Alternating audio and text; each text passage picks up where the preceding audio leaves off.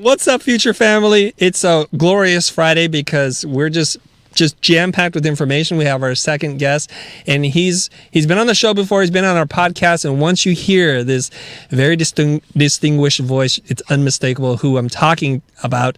I'm talking about Errol Gerson, who's an ArtCenter professor and also an advisor and consultant, and he's been very generous, putting in a lot of time and energy to give us, our community, the information that we need to kind of get through this very difficult time. So I'm just thrilled to have Errol come back on the show. Jonah, help me welcome Errol to the show. Welcome, Errol! Woo! All right, Errol, let's get right into it. People are scared right now. People are getting laid off. The kind of economic market is just mostly frozen, except for with a couple exceptions. What are we going to do? How do we get through this together? How do we come out stronger? And how do we prepare for what we can do today? I know there's lots of information on the news with a bill, I think, that's being passed right now, waiting for the president's signature. And I just can't think of a better person to reach out to and talk to for the information that we could use today. So, Errol, I'm going to turn this over to you. First of all, it's good to see you, sir. Good to see you, Chris. With great pleasure. And to those of you who are tuned in today, it is my honor and my privilege to be able to share some of what I have learned over these past 50 years of being a financial consultant. I started out as an accountant for many, many years, but the last 25 years of my life, I have basically been a financial advisor and CFO to many, many companies and to many, many design firms. As many of you also know, I've been very involved with the AIGA for close to 35 years. And you creatives are my family because after spending 49 years at ArtCenter, I've gotten to know and love most of you a great deal. So my first statement to you is, I hope to God that you are well. I hope to God that you are safe. And I hope that you are taking care of social distancing and keeping yourself away from danger. I will share with you that, in my opinion, this pandemic is worse than anything I have ever faced in my life. And I was born in 1945 at the end of the war. This is worse than the Great Depression of 1929, because all of a sudden, we are facing a life-threatening event that has already sadly caused the death of thousands of people. So, what am I going to do? What I'm going to do today is focus on what I believe you can do financially to protect yourself during this crisis. The document that I have created, I will make available to Chris, and with the greatest of pleasure, I would like him to give it to anybody who chooses to have it. So, many, many years ago, when I was teaching at school, a student asked me if I could synthesize business to one sentence. And boy, I tell you, that's a good question. That's pretty hard to do. And I thought about it, and I said to him, when your outflows exceed your inflows, then your upkeep becomes your downfall. So it's obvious today that many of you have had the inflows, which is the revenue you charge your customers, you've had that impacted and affected. I cannot imagine a business that has not suffered some significant impact on their income. So we are faced then, my friends, with two choices. We can either increase income, which in these difficult times is not only challenging, but is going to take every ounce of creativity you have.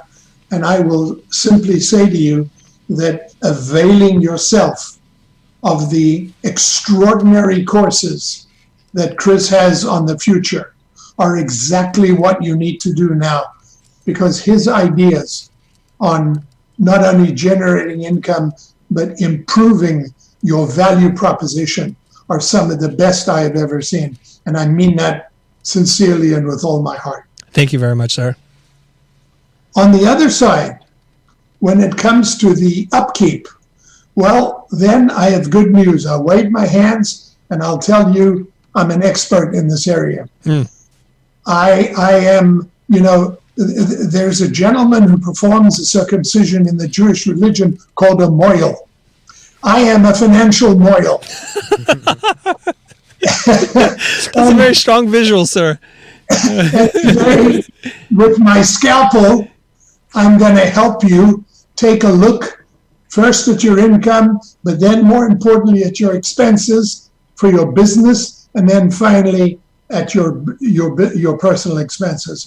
My goal is to help you reduce the outflows, because if I can do that, we reduce your break even, which those of you who have taken my business management course on the future know is of such great importance. So let's take a look at what you do creatively. It's very possible and more than likely that in fact your revenue has gone down. So what do you have to do? You have to be 100% proactive, and you have to literally make a call to every single client you currently work with and or have ever worked with, and say to them a simple sentence: what can I do to help you? Rather than saying, have you got any work for me? Because, my friends, if you make a call and ask for work, you immediately psychologically make a person feel as if they're on the spot, and they become defensive and psychologically are put in a position where more than likely they're going to not look kindly at your request. However, if you do the opposite, and I believe strongly in the contrarian view of management, but I believe that if you offer to help people, you'll be seen in a completely different light. I want to give you an example. A week ago, a student of mine needed to contact a very large entertainment company in Las Vegas who puts on huge virtual concerts. And she reached out in LinkedIn and said, hi, I'd like to meet you. I need your help. Surprise, surprise. She got no response. So she reached out to me and said, what do I do? I said to her, why don't you offer to help instead of asking for something? She said, well, what could I do? And then I explained to her about a remarkable thing called Live Aid that happened 15 years ago with Robin Williams and Whoopi Goldberg, where they raised hundreds of $millions for people in need. And I said to her, write him a message that says, I have an idea how your company can create the first live concert that will help people with the coronavirus. Within less than a day, the person reached out to her, and now they've got a conversation. Nice. You see, when you offer to help, you are seen psychologically as someone I want to be involved with. When you ask me for something, I psychologically immediately put up all of my barriers because I'm dead scared of having to say that horrible word, no, to you. So I just give you that as an insight. Please, my friends, offer to help. Don't ask for something. Many of you have been to networking events, and what happens? You have people coming up to you with a business card, asking you, how can I help you? No, they ask you, have you got any work for me? And then what happens? You make an excuse to turn right and get away from them as quickly as you can. So, who can use your services? Well, the idea is not just the people who you currently work with, but if you put your brain to work, I guarantee you, you can create an organic list of every type of company that still needs what you do, even in this terrible environment, And those people become your new target market, and you can contact any one of them with an offer to help. One of the things that you guys may not have thought about, which is an incredible idea, is the concept of doing work for a barter. A barter is just a trade where you take what you do and you trade it with another company whose products you can use in your life. Could be anybody, a dentist, a supermarket, doesn't matter. And the wonderful thing about a barter is there's nothing to sell. There's only an agreement on a fair trade. So please, my friends, please remember that doing a barter is an incredibly smart way of creating non-taxable income and creating a win-win for both you and your clients. So, next step. The real offer in this case is, again, how can I help you? And I'm going to say something to you that normally I would never say. And when I say it, I think that Chris may even look at me and go, oi, I don't believe he said that. In the short term, consider giving your clients a break. I am currently doing it for all of my clients because I know they're hurting. And so as a way to help them, I'm still providing them all of the CFO, Chief Financial Officer, resources and tax resources and ideas that I have. But I am willing at this point to help them with a reduced rate. Obviously, when things change, my fees will go back to where they were. But I have always believed in the Buddhist philosophy that if you help one person, you will get help 10 times. And I've never stopped believing that, and I will never, ever stop believing it. I'm with you there, Errol. I'm trying to help as many people as possible, and if that Buddhist belief is true, I think we're going to get a lot of it back. It's going to be amazing.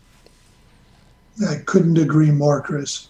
I just spent about 2 hours last night listening to a remarkable video from His Holiness the Dalai Lama, and it was so uplifting because after watching the news, which is so terribly depressing, I needed to lift my spirits up, and I did that almost immediately by listening to this remarkable holy man.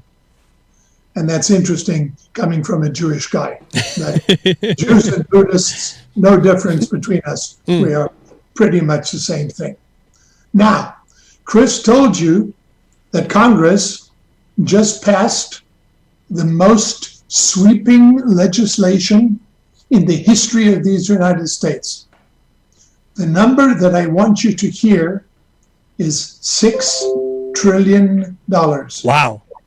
That is 6 trillion, remarkable, in 3 tranches, 2 trillion, 2 trillion, and 2 trillion. And that money has to go into the economy because if the people of the United States stop buying the products they buy every day, and if businesses stop manufacturing, we will move from a recession, which we sadly are very likely to do, and go into a depression, which we haven't seen since 1929. So, I'm going to show you a number of incredibly important disaster loans that are coming from the SBA. The SBA stands for the Small Business Administration, and these loans have a particular name. They are called EIDL, Economic Impact Disaster Loans, and there are 3 links in the document that I have on the screen right now, and all you need to do when you get this document is to click on any or all of these resources. And my friends, please look at the third one, which is a $25 $1,000 bridge loan that they will basically give you, and you do not have to repay. I'm going to send Chris the PDF of this particular, it's called the 3-step application process, and I'm going to send that to Chris. Now the question is, who is eligible for these loans? And here is the answer.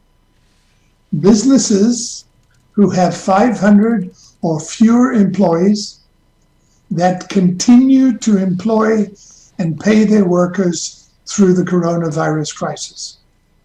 Now, what does that mean? If, for example, I have already laid a lot of people off, am I still eligible? And the answer is, yes, you are eligible, but it is highly likely that the amount of money that they may consider lending you might be significantly reduced. Again, these are times of tremendous flux, and we are still seeing massive amounts of information that are coming from the SBA. Now, in addition, the government will also provide loans to small businesses, which is most of you, to help you prevent layoffs and to help you continue paying your employees. And what's interesting about these loan programs is they will cover, are you ready? 6 weeks of your payroll, and they will give you $1,540 per employee. So if you have 10 employees, they will give you $15,400 of money over a 6-week period, which will help you to get through these terrible times.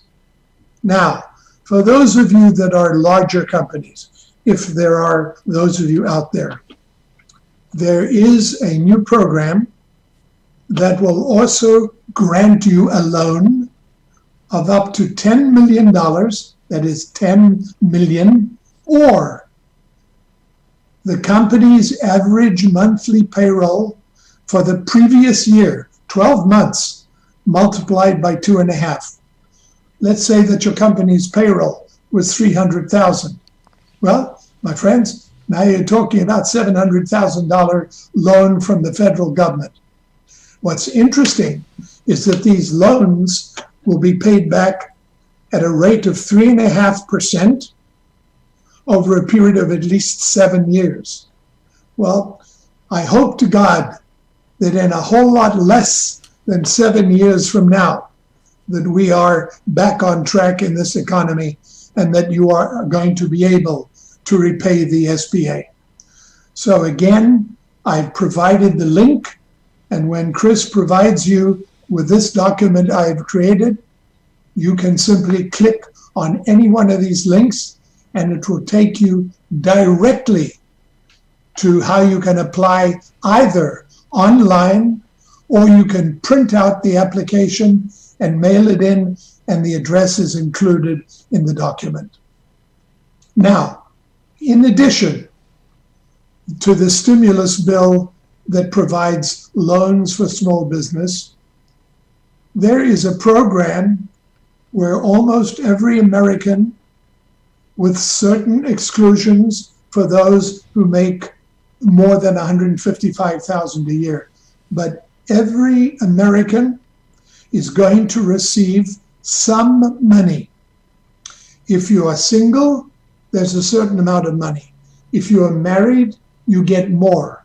And if you have children, you will get $500 for every child you have. On the screen right now, I found the exact calculator, and I ran it for a client of mine this morning who is married, and his adjusted gross income, which is the amount that is on your tax return for 2018, just before you calculate your tax. Again, it's called adjusted gross income. You can ask your accountant. All you do is enter that number, And for this client of mine, whose adjusted gross income was $103,000, he will receive, he has 3 children, $3,700 as a one-time grant from the federal government. That program supposedly will be in the works and hopefully in people's hands soon, but you must file your application by June the 30th. My friends, I want to share with you that it is very, very, very important that you contact your banker. Now, for many of you, that may be a novel experience because for most of you, you don't go to the bank. You either use your phone to deposit your checks or you go to the ATM. Well, this is the time, my friends, where a personal relationship with a person who is the manager of your bank can be very, very, very helpful. So I strongly urge you to reach out to your banker and ask them, how can you help me in applying for any and all of these federally guaranteed loans through the Small Business Administration? Chris, what I'd like to do now is move to the expense side and become the financial mohel once again. Peter Drucker, who was my mentor and who was a professor at Claremont Graduate School and is considered the father of modern management. And I have read literally every one of Peter Drucker's books, and he has influenced almost all of my strategic thinking, both as a management consultant and also as a financial advisor. This is a remarkable man.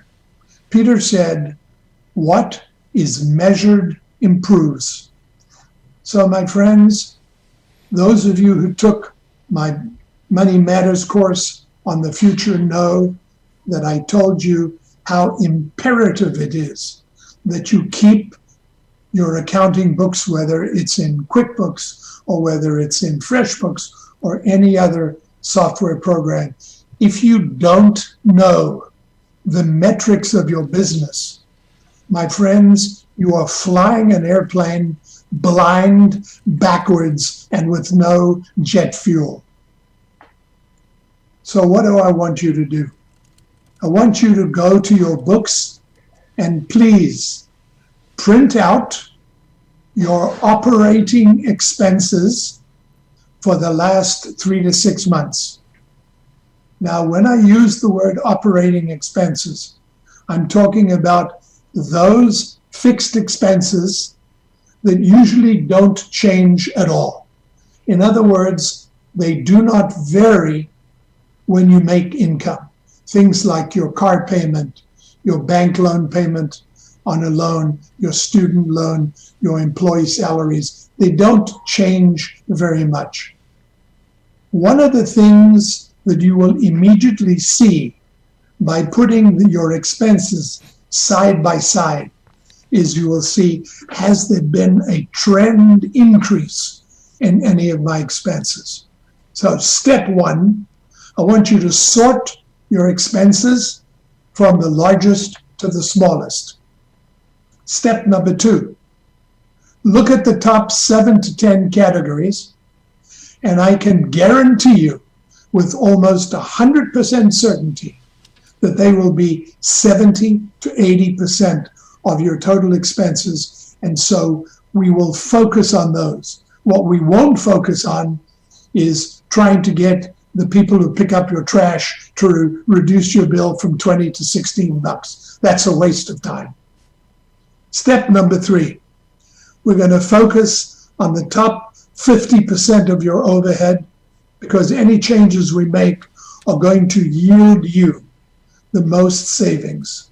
I'm going to give you a statistic that's going to shock you.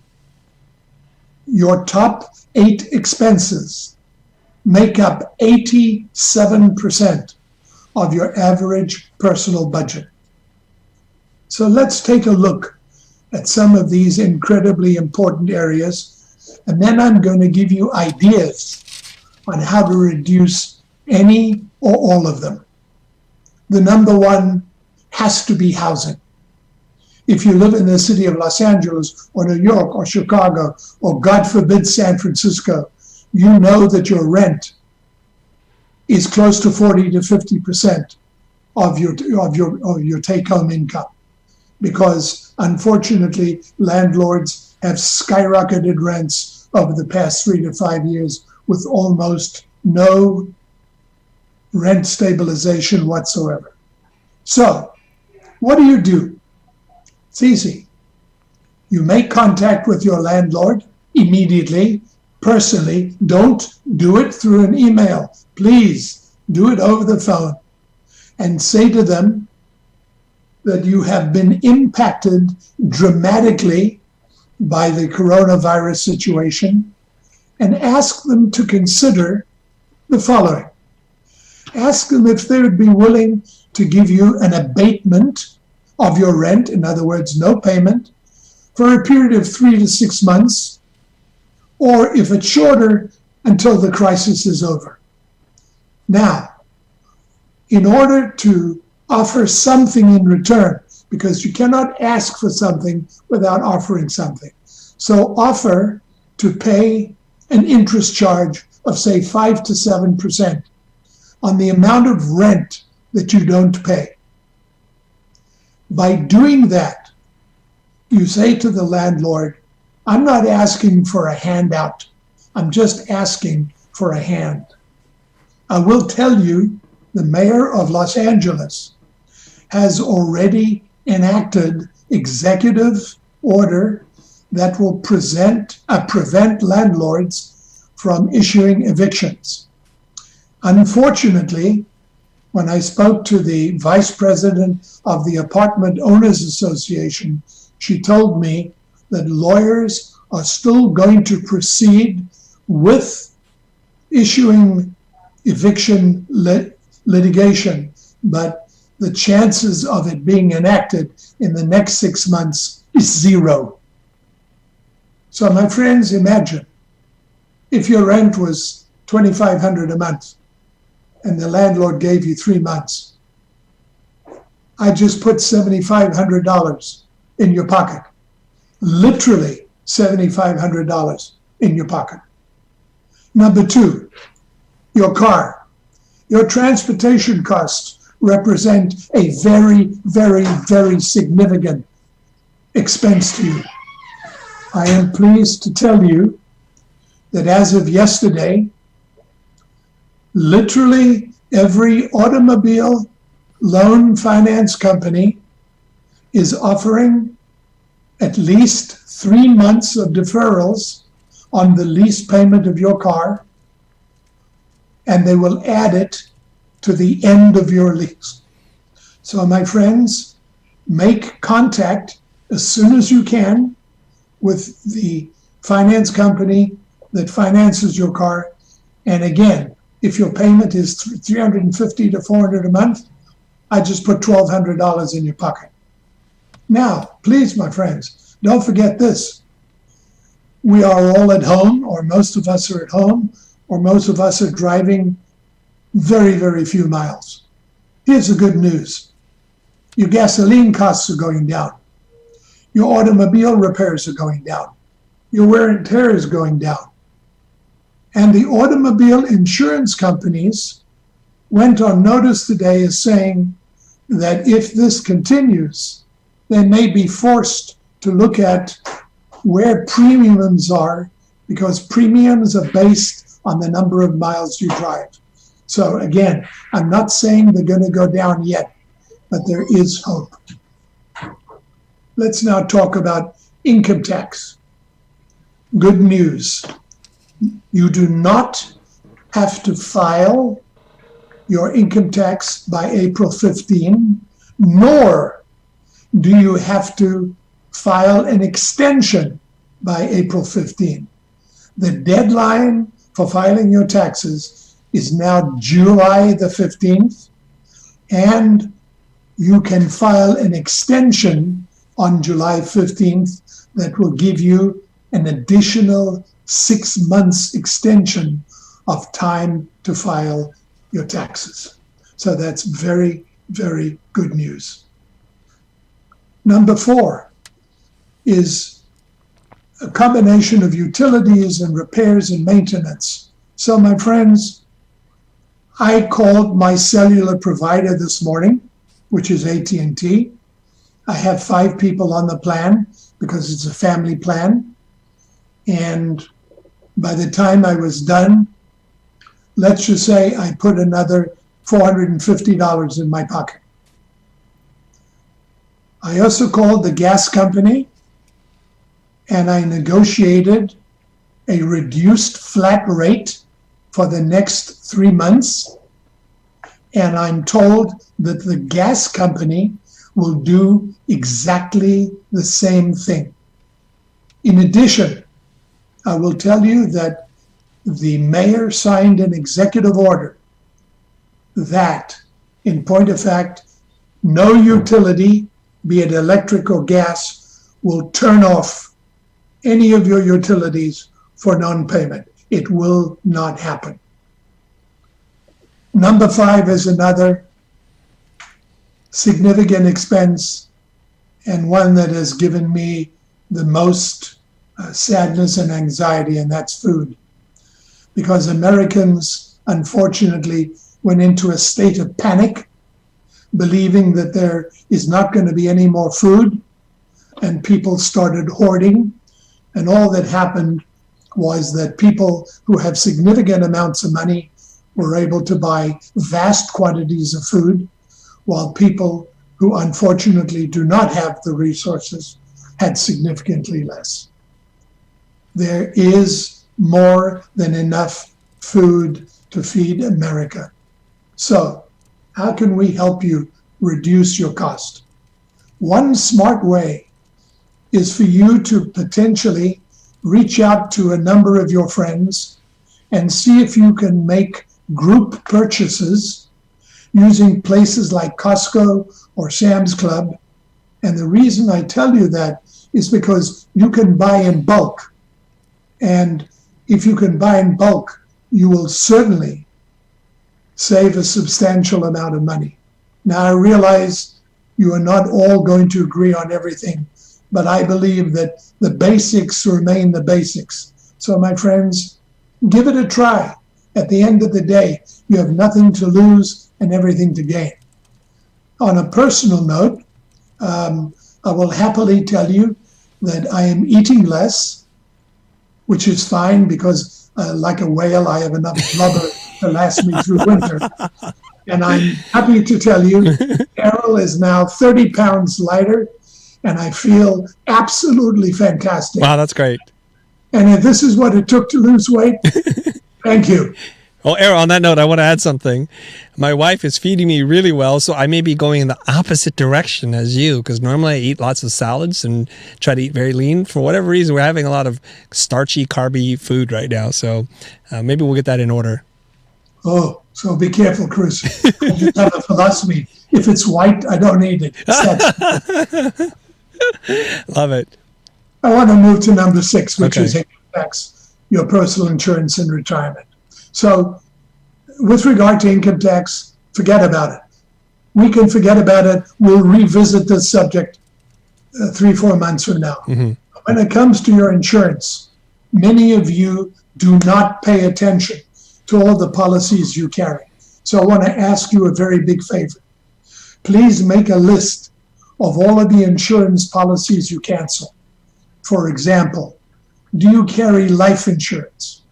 And is there a way you can contact the life insurance policy company and ask for a deferral of the premium for a period of time? What about your workers' compensation insurance if, in fact, you have employees? Well, unfortunately, there's nothing you can do about workers' comp. It is just one of those insurances that the state requires. Even if you have independent contractors, you still have to provide workers' compensation for them. So let's talk about those of you that are still putting your money away for retirement. My friends, the stock market less than a month ago was at 29,000. Today, the stock market is hovering around 20,000.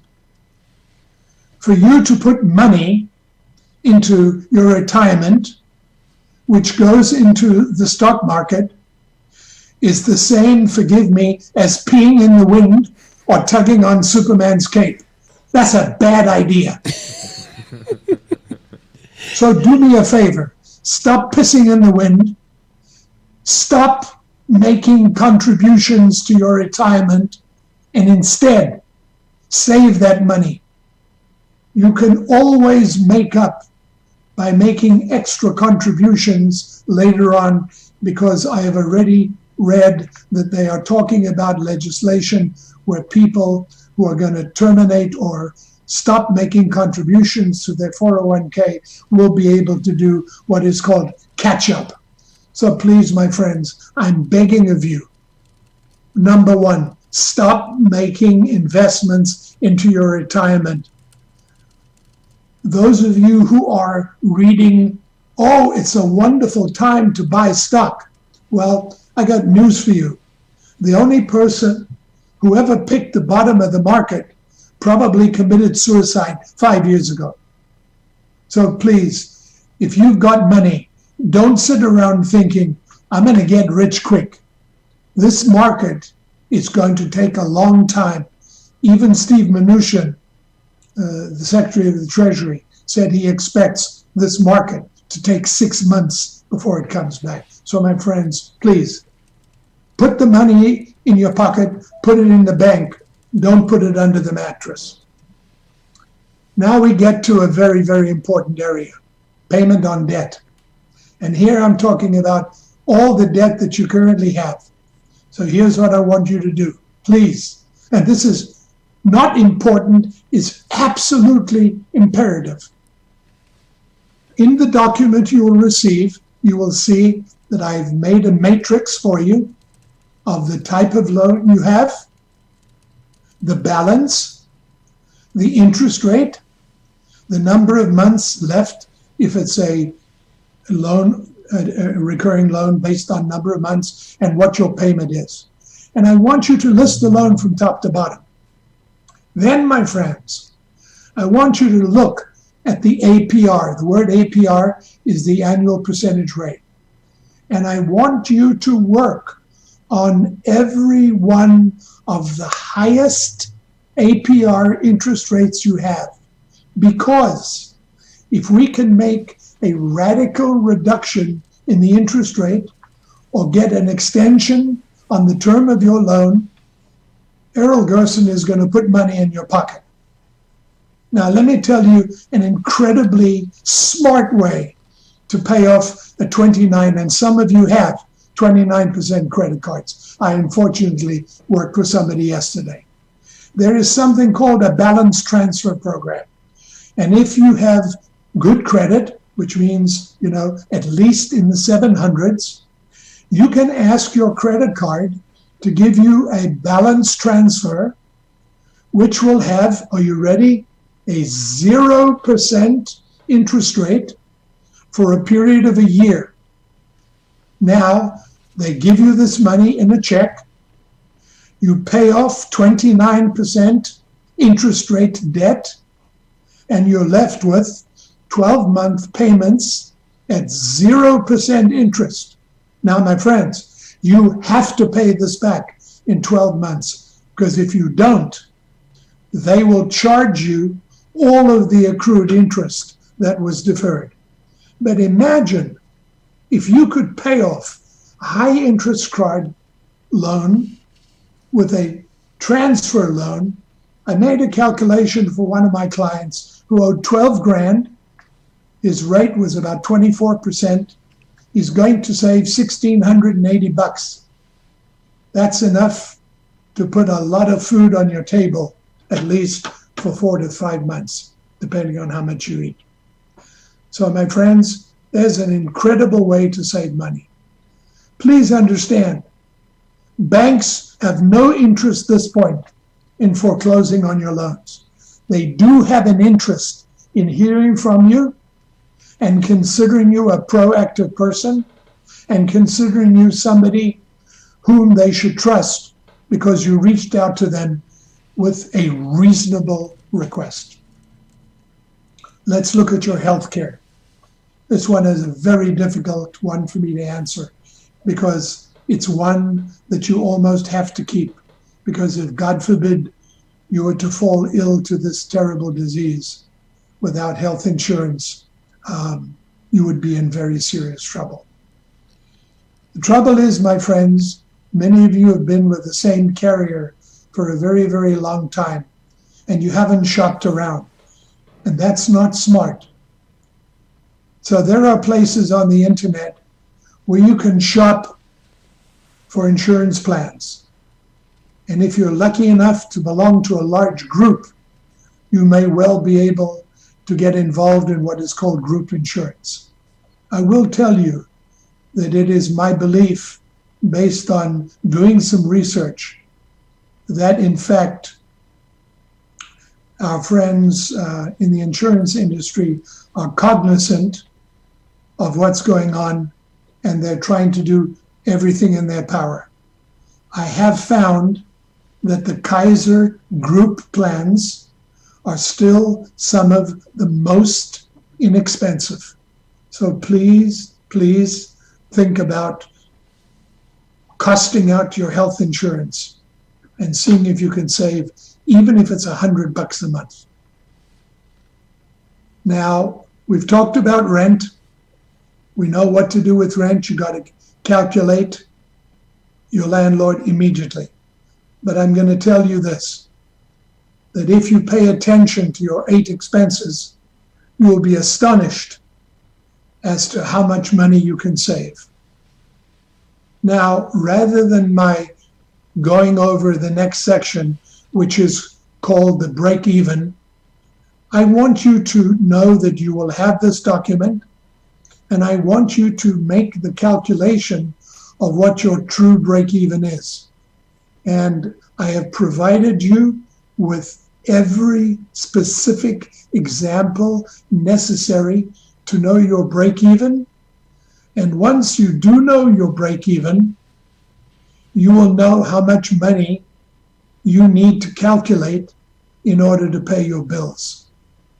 Please remember, and you can see it's on the screen now, that your break-even is not just the fixed costs of your business, but it's also your personal salary, because as you know, in a sole proprietorship, your salary is not an expense that is listed.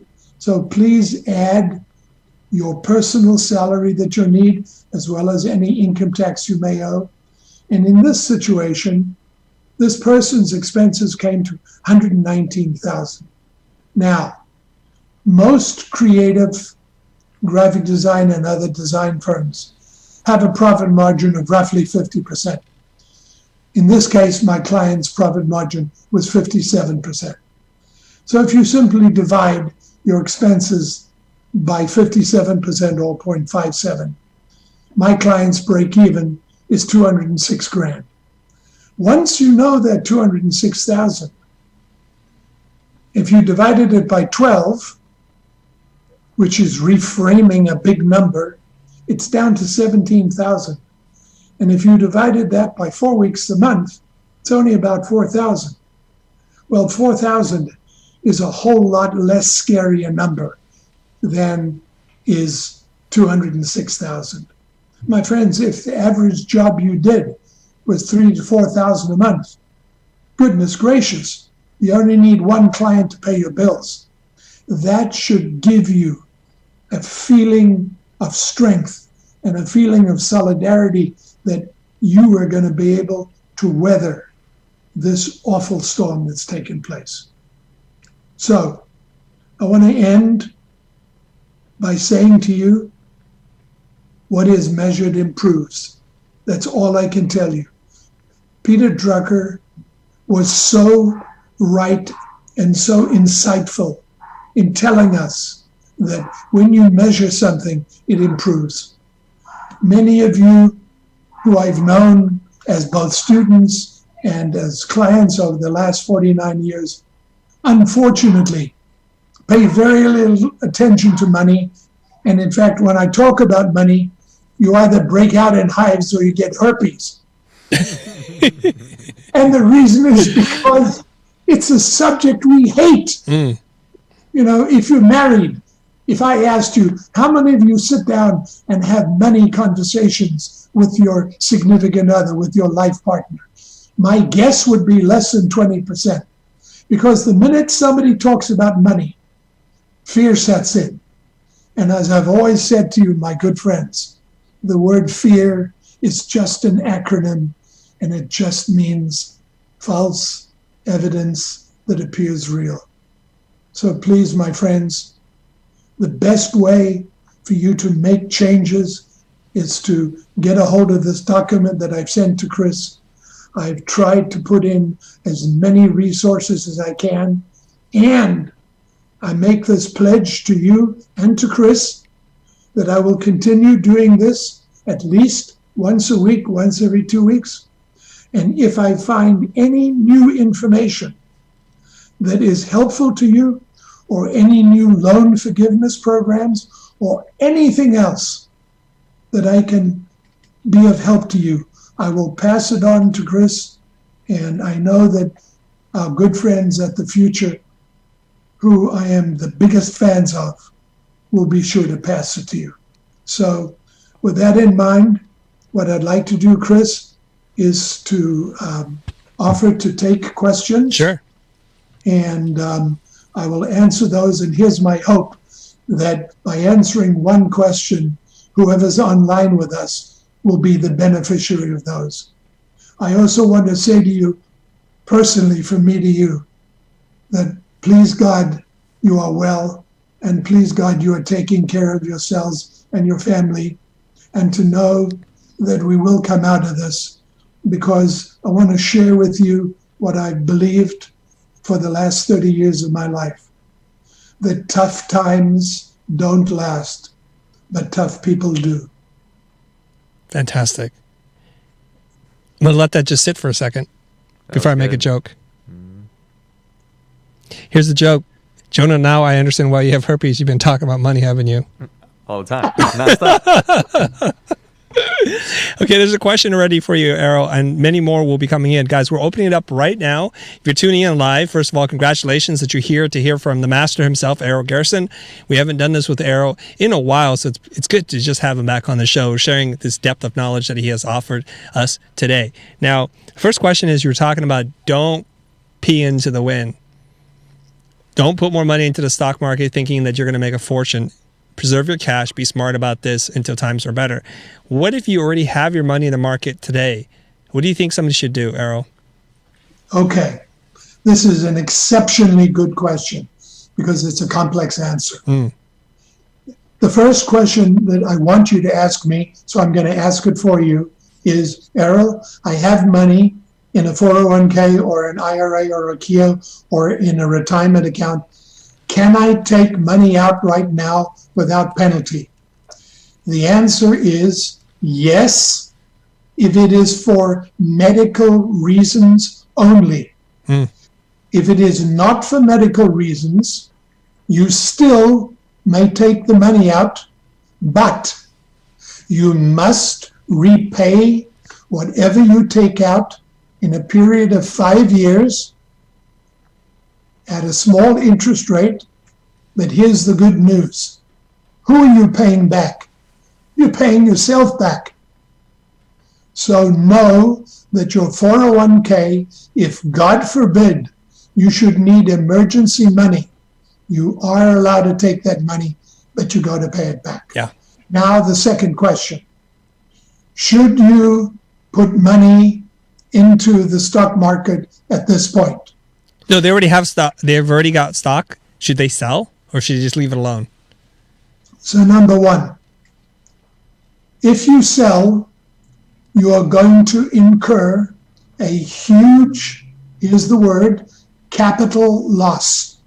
It's a tax word. And And let's say that your losses amounted to $33,000.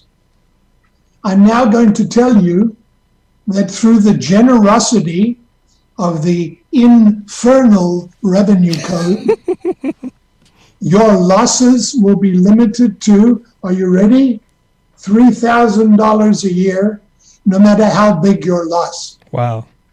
So, should you sell now? And the answer is, should you give birth to a piece of barbed wire? The answer is no. So please, don't even think about selling your stocks, because you are selling into a market that is still A, volatile, and B, could well go down further. My friends, at some point, just as in the 2007 recession, the market turned around, and in mid-2008, the market began to go up. When I personally saw that the market had sustained an increase for a period of at least 120 days, I put whatever money I still had left back into the market, and obviously I did well until a period of a month ago, when I'm very sorry to tell you that Errol is back to square one. Oh, no. So I don't want you to feel sorry for me, but I want to tell you this.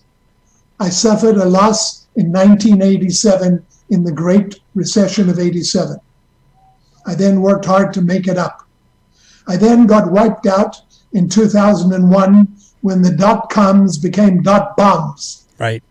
I then worked 3 jobs to try and make it up and got wiped out again in 2008 when this recession hit.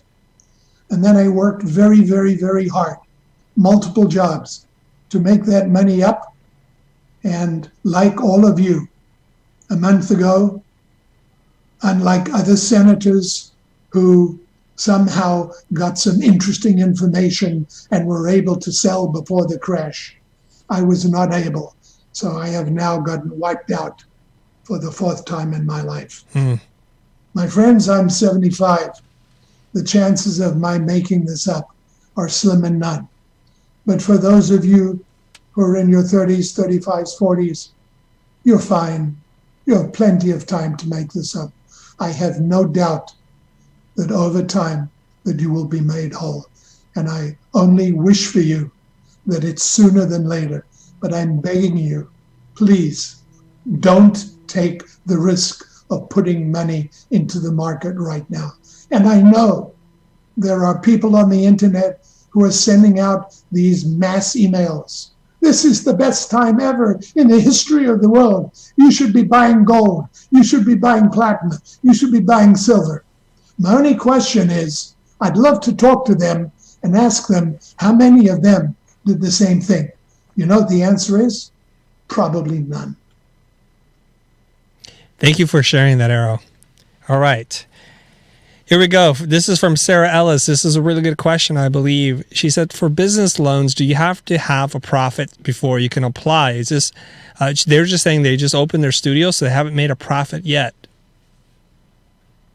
So I have a funny idea that this is Sarah, who was one of my students at ArtCenter and who was not only an incredible student, but maybe one of the top 5% I have had the privilege of teaching.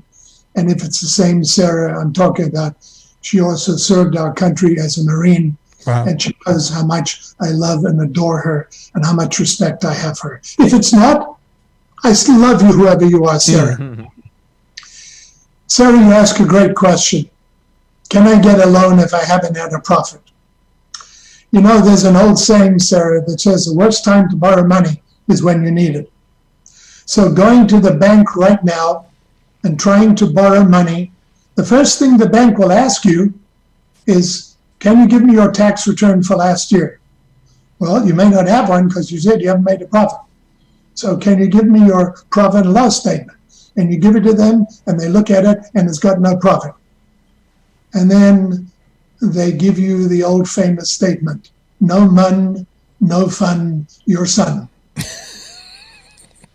Sarah, they're not going to lend you money. So instead, F something ED the banks, and instead, when you get this document from Chris, start looking for EIDL, emergency. These are the emergency impact disaster loans under the SBA. You may well find that you are eligible, even for a business that just started, provided you have employees that receive a salary. For those of you who don't have employees, it's going to be more challenging. But in the documents I sent you, you will find a link to what is called the 3-step application process. And in one of those links are all of the forms for what are called sole proprietors rather than corporations. Sarah, use that form. Okay, Errol, so now I have a question for you. When you're describing this EIDL loan, I think there's a couple of loans out there to help us.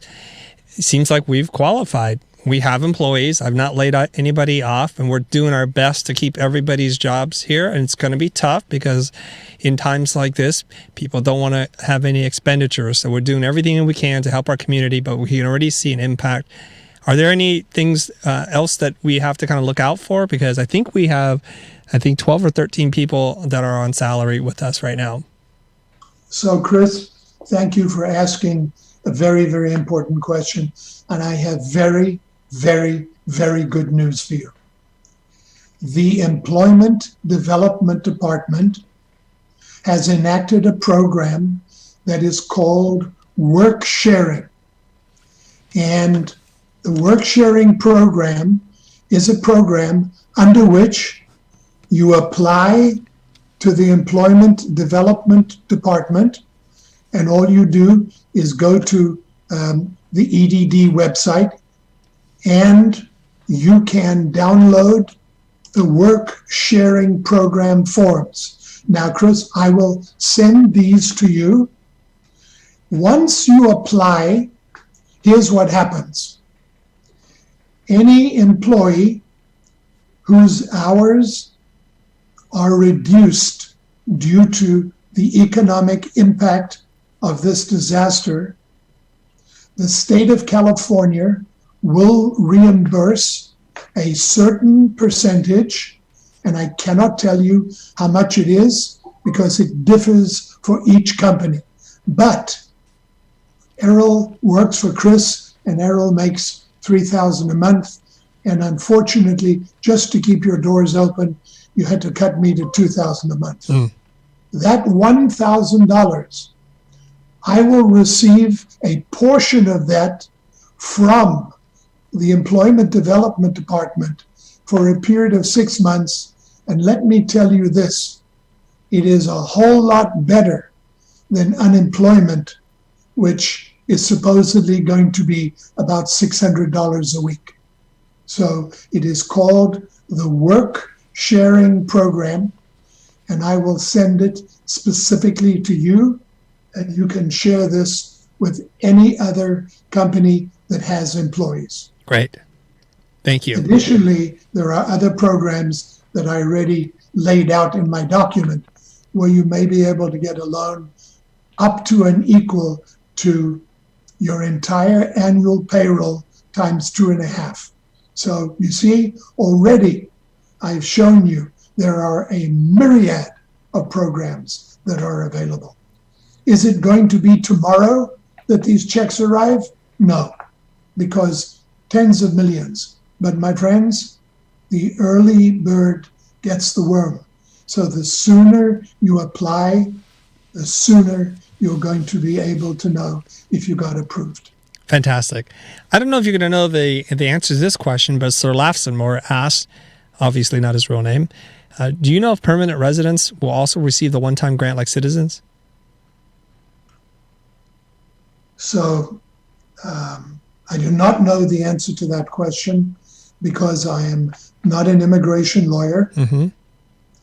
But I will hazard a guess, Chris. I will hazard a guess that Congress may well have mandated that citizens will be entitled to the grant that I spoke about in the program, and permanent residents or green card holders might be eligible, but potentially at a different rate. I am sorry. I wish I knew the answer, but that is a legal question for an immigration attorney. And if there are any immigration attorneys listening, just kidding, or if you know anybody, please reach out to them. My hope is that people with green cards are entitled, because with all due respect, it is my humble opinion that they should be. Fantastic. Now, seeing how it is that we have a very broad and international audience, a lot of them were having a hard time thinking, well, this is great for people in the U.S. We get it. It's very clear. You want to ask, are there other resources that you're aware of that for people in other countries, how they can find out something similar to this? Or is there something they could search online and find out? And she's also saying thank you from the bottom of her heart. Yeah, that's a terrific question. Do I believe that the United Kingdom, Italy, France, Germany, Denmark, the EU, anywhere in the world, do I believe that these countries are facing the same potentially huge economic downturn in the form of a recession as the United States is? And the answer is unequivocally yes. Therefore, if I were in the United Kingdom, I would immediately reach out using the internet to the Inland Revenue Service, Department of Taxation, or just do a search using the internet in your particular country, and I would type the following words in: disaster loans, economic assistance loans,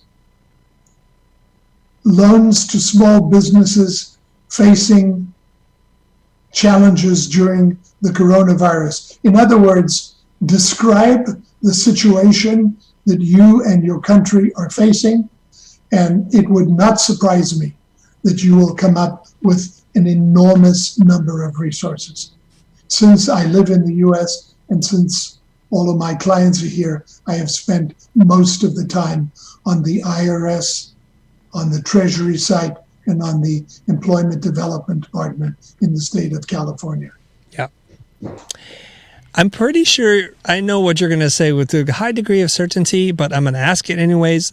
Sidesh Rain is asking, they were looking to buy into a house before the coronavirus spread. Obviously, the market is very different today. What would you suggest? Should they hold off on buying, wait for the housing prices to go down? What do you think? So again, thank you for a terrific question, very insightful and very important. My friends, when you buy a home, you buy it for two reasons. Number one, you've been watching Flip It on television, which is all absolute unadulterated bullshit. Less than 1% of people make money. The rest of them just all make money off promising to make you money, which is all just a bunch of crap. Or you buy it because you and your significant other, your life partner, are going to live there for a long time. So, just like the stock market, where is the bottom? I have no idea. But here's what I do know with absolute certainty: that your house will be the most important investment you ever make, because if we were to analyze the increase in the value of your home, which goes up with inflation for the last 30 years, you would find something astounding, that it increases by between 3 and 6% a year on average. Some states higher, some states lower. So, do I buy my house now? Or should I wait, just like in 2007? Because I can tell you that even my son's house, which he bought, sadly, almost a month before the crash, he lost 55% of the value of his house in 3 years. And he came to me and said, Dad, should I sell? If you sell, here's how much of a tax break you get. Are you really? See? 0. Not 1 cent. Not 1 penny write-off. So I told my son, hold on to your house. And he did everything he could and worked very, very hard. And fortunately, 3 years ago, the house not only reached its original value, but in point of fact, he actually made a small profit and was able to buy another house. So should you buy now? Well, if you're asking me, do I think this real estate market is going to go down? I think the answer is yes. But at the same time, I also believe that mortgage rates are going to go down. So my friend, if I were your advisor, I would cautiously say to you, sit back for the next 3 to 6 months. The market is not going to change radically. And if Errol Gerson is wrong, and for some inexplicable reason the real estate market went up, which I highly doubt, you can always jump in and buy. But my head tells me, and my education of the past tells me, that I think the market is still going to go down. One of the things you can do is wait for the market to turn around and only buy when you see the market on the way up for the last 90 days. Yes, you will miss the bottom, but my friends, nobody knows where the bottom of the stock market is, and nobody knows where the bottom of the housing market is. That's just all guesswork. That's perfect. Now, I want to say something because before we went on air, I asked Errol, what's the best way to reach out to you? He said, just find me on LinkedIn. It's Errol Gerson, ERROLGERSON, Errol Gerson. And if you've ever followed anything that he's posted or shared, you'll notice something that's very unique about Errol. He answers, not like me, short answers. He will take the time to write you a thoughtful response to every single person who interacts with him online. So go find him on LinkedIn. He posts regularly. He's a thought leader in this space. He's got a lot of experience and knowledge to share with you, and you'll get a real human response based on your question or comment.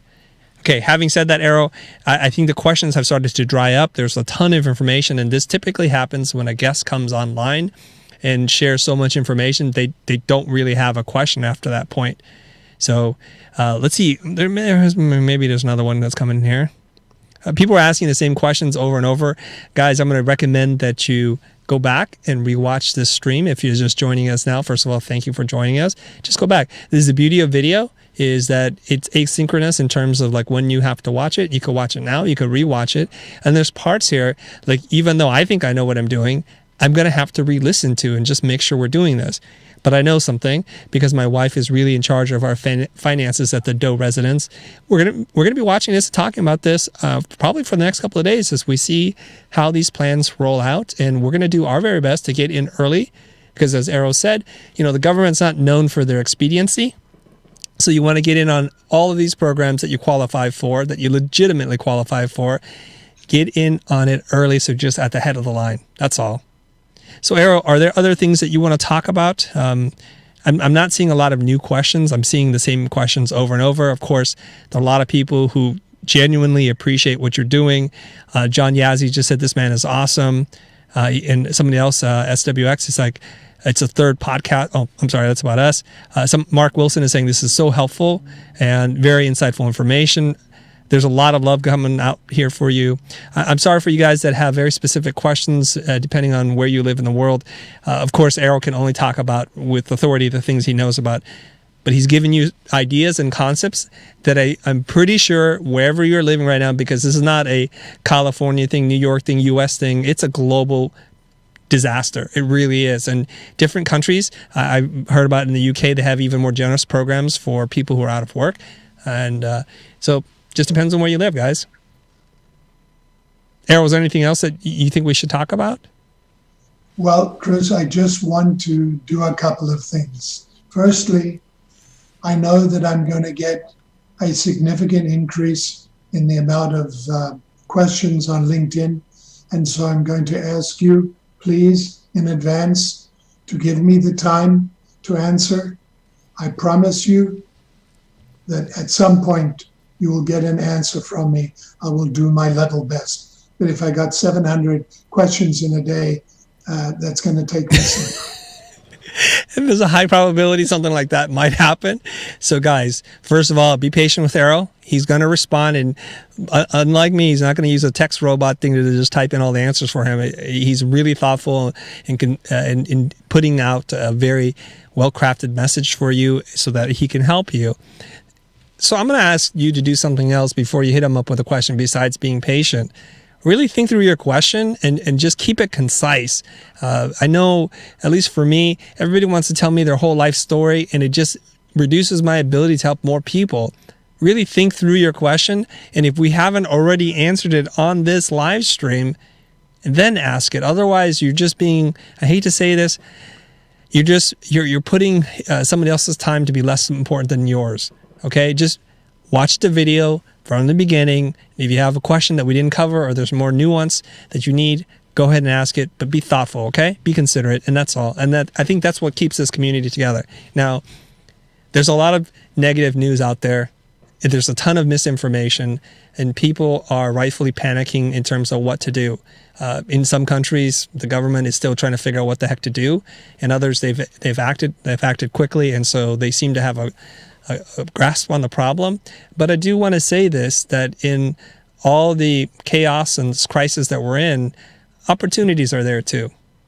So stay positive, stay strong, stay healthy, and do the best that you can to self-isolate and kind of just stay at home unless you really have to go out. I love that idea that Errol was like, guys, go team buy in bulk. That reduces the amount of people on the street. It's going to cut down pollution. You're going to save money on gas and wear and tear on your car. You're buying in bulk, so you're saving money, but you're also limiting your exposure. And that's kind of really important. And you're going to reduce congestion in the store. We see this, and people, when they're scared, they act in really irrational ways. They act emotionally. They buy more than what they need, and it creates a whole problem for everybody. As far as I know, there is no problem in the food supply chain. So please, just buy what you need. Don't go crazy. And with that, I think we're going to wrap up the show. Errol, thank you very much. Once again, every time I know that you come on our show, you're going to drop immense knowledge and value from that place of pure generosity. So Errol Gerson, thank you very much. I'm going to flash this screen up here for everybody to see. That's Errol Gerson, and that's his name. Follow him on LinkedIn. And I'm going to say goodbye to you guys, and happy Friday. Hope you guys have a wonderful, blessed, and safe weekend. Take care of yourself. Take care of each other. Don't forget to like, comment, and subscribe. And you guys know what to do. Hit that bell icon, and we're out of here.